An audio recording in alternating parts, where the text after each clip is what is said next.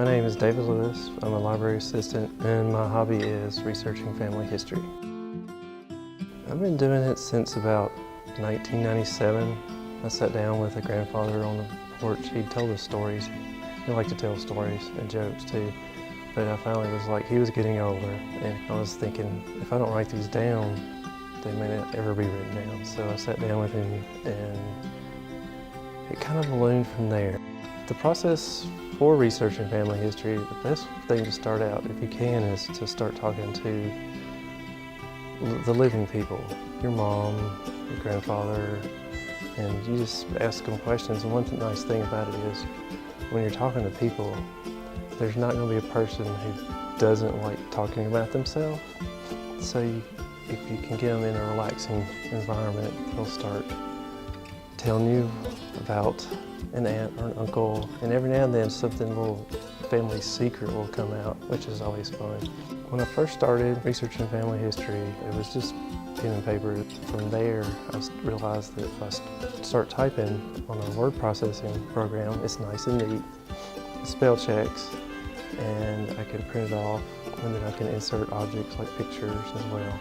For me, it's transitioning on the computer. What also helped with that is local genealogy societies started putting their information on websites. A company out west decided that they could start digitizing documents and putting them online and selling subscription. They charge you to be a member to access these documents, but it's a lot cheaper, way a lot cheaper than actually driving to, say, Tennessee and sitting in the library for a weekend. I can sit at my desk or at home and look up information.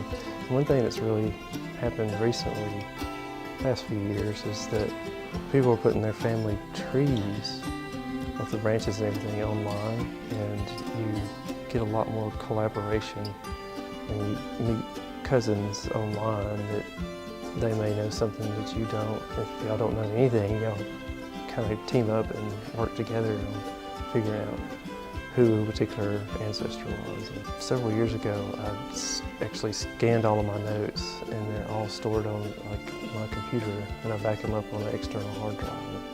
It's a lot easier because all of the stuff I'd researched would fill a bookshelf, but now I can carry it. It's just in my laptop.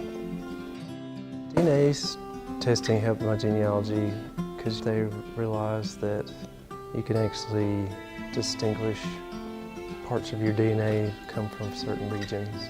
It also helps with it being online. You can connect with other people that share certain segments of your DNA. The website will say, you're probably this person's third cousin. And so they'll make connections and share information that way. To share one example is I had found a cousin that nobody knew about. There was this guy that showed up on there and said, this person is probably your first cousin. I was like, wait a minute, I don't know this name. So I emailed him, and we exchanged phone numbers and talked, and come to find out he's like legit first cousin that nobody knew about. And after we found out about it, each other, we actually met and had dinner, and it was just neat finding a completely new family member.